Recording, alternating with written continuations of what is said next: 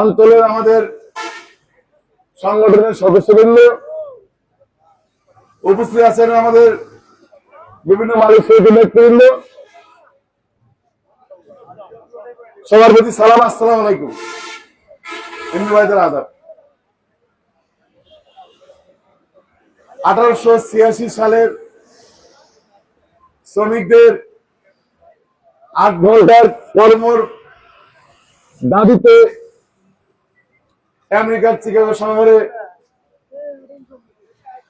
আমাদের অসংখ্য শ্রমিক নেতা এই 8 ঘন্টা কাজের দাবিতে আন্দোলনের আত্মহত্যার মাধ্যমে আমাদের 8 ঘন্টা কাজের দাবি প্রতিষ্ঠিত হয়। সেই নিয়ে প্রতি বছরে 1 মে আমাদের এই শ্রমিক দিবস হিসেবে আমরা পালন করি। আপনারা জানেন, শ্রমিক বলতে যারা কর্ম করে যে বিভিন্ন প্রতিষ্ঠানে, তারা সবাই শ্রমিক। আমরা একমাত্র ব্যক্তি অবহেলিত, বাংলাদেশের সকল শ্রমিকরা 8 ঘন্টার মধ্যে ডিউটি করার সুযোগ পায়। একমাত্র পরিবহন সেক্টরে তাদের কোনো নির্ধারিত সময় সীমা নাই।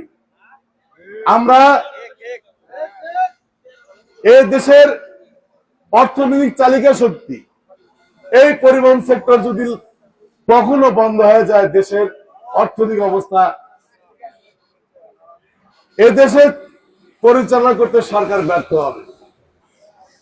আমরা এক প্রান্ত থেকে আরেক প্রান্ত পর্যন্ত আমাদের মাল পরিবহন ব্যবস্থা দিয়ে থাকি, কিন্তু সরকার এই সংগঠনের এই শ্রমিকদের জন্য কোন সরকার কখনো এদের কষ্ট দুঃখের কথা কখনো সংসদ ভবনে বা সংসদে কথাগুলো কোনো আলোচনা হয় না। আমাদের দেশের লক্ষ লক্ষ টাকা চাঁদাবাজি হয়, সেলের কোনো নাম নাই। আমাদের ফকিরের ভিক্ষা 20 টাকা 30 টাকা দেয়, সেটা নিয়ে আলোচনা হয়, সেটা নিয়ে গোটাল বাংলাদেশ তুলপাড় হয়ে যায়। অথচ লক্ষ লক্ষ টাকা চাঁদা ওঠে, যাদের চাঁদা জনগণের কোনো সুবিধা পায় না। আর আমরা 30 টাকা যদি নিয়ে থাকি এই ফকিরের ভিক্ষা, সেই টাকা আমরা কি করি? এটা যদি সরকার জানতো বা প্রশাসন যদি জানতো বা সরকারি গোয়েন্দা শাস্ত্র জানতো, এই 30 টাকার মধ্যে একটা শ্রমিক মারা গেলে তাকে 20,000 টাকা দেওয়া হয়, একটা শ্রমিকের মেয়ের বেতনে 5,000 টাকা দেওয়া হয়, তাদের চিকিৎসা খরচ দেওয়া হয়, একটা অফিস পরিচালনা করতে তাদের খরচ হয়। এটা যদি আমাদের সরকারের বিভিন্ন সংস্থা জানতো, তাহলে আজকে আমরা কখনোই এই পরিবহন সেক্টর চাঁদাবাজি নাম হিসেবে পরিচিত থাকতো না।